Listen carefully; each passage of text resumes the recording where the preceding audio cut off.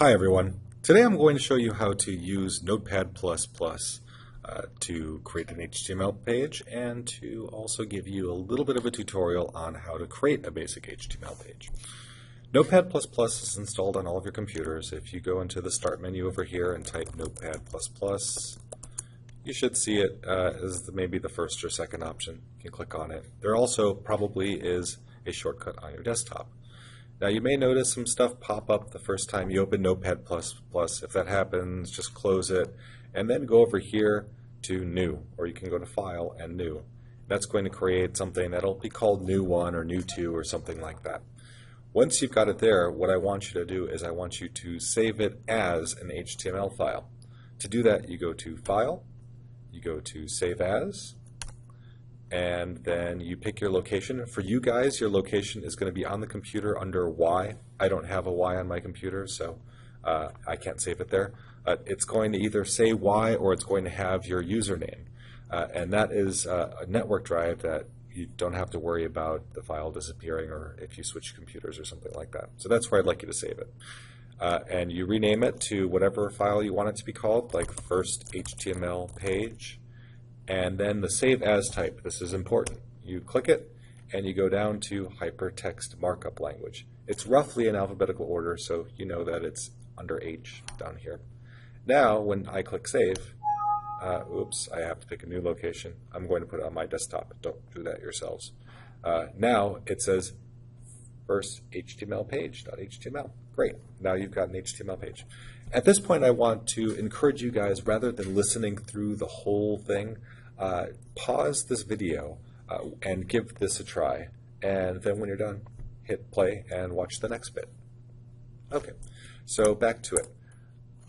I've already talked to you about the HTML skeleton, so I'm going to first create that. I have HTML here, and I'll put a closing HTML tag on the end. Once again, this tells us that the HTML page is starting, and the forward slash here, tells me that this particular element is ending. This is called a close HTML tag. This is the open tag. And you see if I click on this, it highlights the beginning and the end of the tag. Here, I'm going to have a head, and I'll close the head. Oops. And then I will have a body, and I will put the body close tag down here just above HTML, because usually after the body is closed, you're done and you close HTML. So up in the head, I'm going to give my page a title, and I'm just going to call it test page. Of course, that doesn't matter. And here I've got my title open tag and my title close tag. And what I want my title to be is going right in between those two tags. If I wanted to, I could do it like this instead. And then I would do a little tab here to show that this is inside of the other thing. Or you could tab all three of those things over. But in the head, it doesn't quite matter so much. So you can just leave it like this, or you can leave it like this. It all will work the same way as far as you're concerned. So that's the title. For now, that's the only thing we're going to put in the head. Other important stuff goes in there later, but right now, that's all that we need. And if I save, which I just did, and then go to the desktop, I should have my first HTML page on the desktop. I can double click it, and you'll see that I've got a blank page with nothing except on my tab for the title, it says test page. So that worked. Now I'll go back here, and what I'm going to do is I'm going to create a heading, and I'm going to create a table. For my heading, I am going to do H1, and let's call my heading new page, and then I'm going to close my H1 here. So what does that look like? Let's save it. By the way, if you don't want to keep going back to your desktop or to the Y drive to launch your HTML page, you can go to Run and launch in Chrome. That will launch your page in a Chrome window, and then you can see what you're doing much more easily. So here is my heading, new page. Now if I want the heading to be a bit smaller, instead of an H1, I can use an H2. I'll save it, and I can run, launch in Chrome, and you'll see that compared to the old page, it's smaller. You can get them to be smaller and smaller and smaller. I'll just leave it at H2. I think H's go up to 5, but H5 is actually smaller than normal text, so it's not that great to use that. Notice, though, I made a mistake. I put my H2 in, not in the body, but between the end of the head and the body. While it will work sometimes, it won't always work. So it's important that you place everything that you want to see on the page inside of the body. So I'll put that there. Next, I'm going to create my table. And you do that with a table open tag, and I'm going to put my table closed tag right at the end, just above the closed body tag, because that's the last thing I'm going to have on my page. So this creates a table, but of course right now there's nothing in it. Now, if you have any familiarity with tables, you'll know that tables have columns and they have rows, and then inside of them there is data, right? So that's what we're going to create with HTML. And we'll start with a table row. And what this does is it creates a new row of information. And then inside of those rows, we have to create columns of data. So I'm going to start with something, a TD. That means table data. And I will type welcome to my table. And then I close the TD here. Now you'll notice that I've tabbed over one for the table, and then I tabbed over an additional one for the table data. This is the row, this is the data. Why did I do that?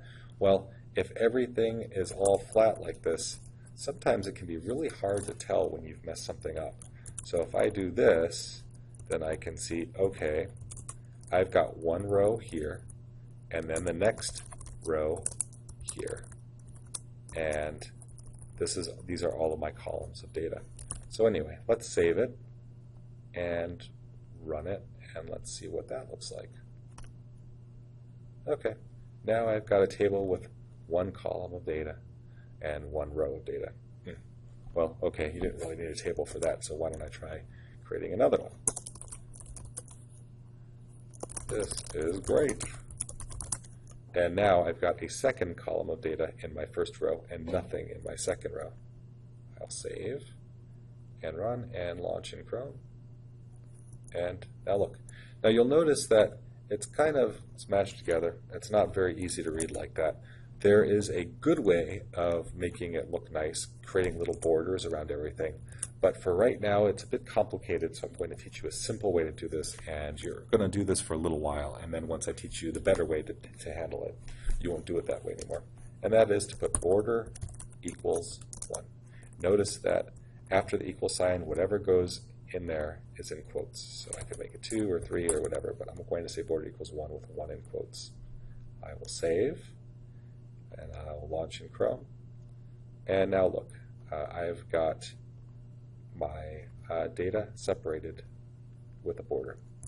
So in my second row, I can do something similar. I can say table data, hi again, and then yo.